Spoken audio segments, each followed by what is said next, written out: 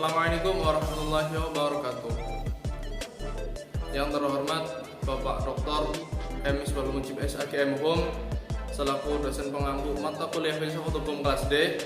Saya Makmun Syarif Hidayat NIM 2010304008. Pada kesempatan kali ini saya akan mempresentasikan resume yang ke-12 yang berjudul Hak Menolak dan Mematuhi Hukum. Yang pertama mengenai hak menolak hukum. Hukum menurut Adam Bedau dalam bukunya Civil Disobedience in Focus berpendapat bahwa pembangkangan warga berarti tidak mematuhi hukum dengan alasan yang tepat atau tidak baik, merupakan persoalan lama setua kisah klasik Yunani kuno tentang pembangkangan Prometheus terhadap Zeus yang sengaja dilakukan agar sang dewa memberikan api kepada manusia. Penolakan terhadap hukum bagi masyarakat politik merupakan taruhan yang sangat berbahaya karena mengancam otoritas negara secara langsung yang dapat berwujud pada instabilitas berkepanjangan. Civil disobedience selalu dipahami sebagai pembangkangan terhadap negara, sehingga apabila seorang tidak setuju dengan hukum yang berlaku, maka ia dapat menyikapi hukum dengan 3 kemungkinan sikap, yaitu yang pertama, subjek memilih untuk tetap mematuhi hukum namun tetap diam dan tidak menyatakan ketidaksetujuannya. Takut akan hukuman atau rasa tidak nyaman atas kritik dari pihak lain seringkali menjadi alasan untuk bersikap diam terhadap hukum yang tidak adil. Yang kedua, subjek memilih untuk tetap mematuhi hukum namun tetap menyuarakan ketidaksetujuannya.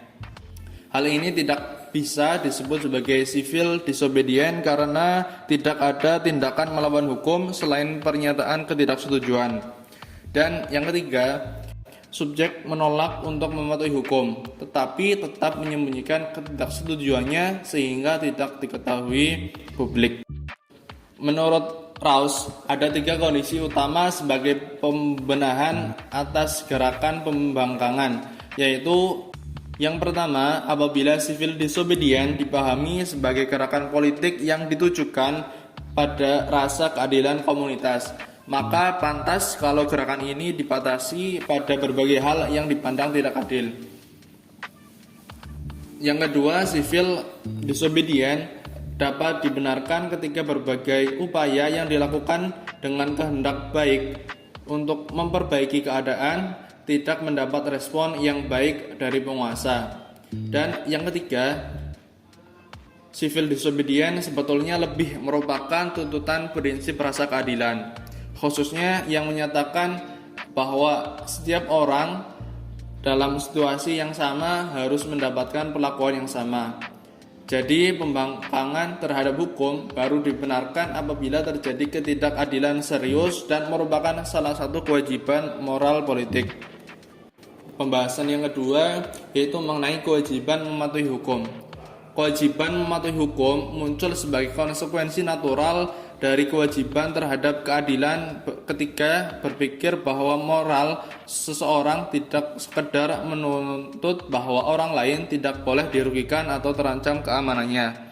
Selain itu pula, hak moral seseorang juga menuntut kita dalam melakukan sesuatu yang menguntungkan atau bermanfaat baginya, sehingga kita secara moral wajib mendorong lembaga yang adil demi mengamankan dan mendorong pelaksanaan hak orang lain. Oleh karena itu, komitmen moral kita pada sesama warga negara merupakan legitimasi pembatasan kebebasan kita melalui hukum yang berlaku.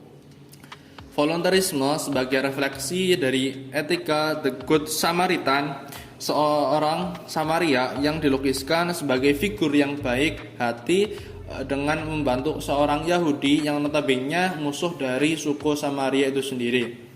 Hal ini memberi ruang kepada negara untuk melakukan paksaan hukum tanpa harus mendapat persetujuan dari warga negara. Paksaan politik demi mencegah bahaya yang lebih besar di satu pihak, namun tanpa memberikan beban berlebih pada subjek lain secara moral dapat dibenarkan. Sekian video kali ini, kurang lebihnya mohon maaf. Assalamualaikum warahmatullahi wabarakatuh.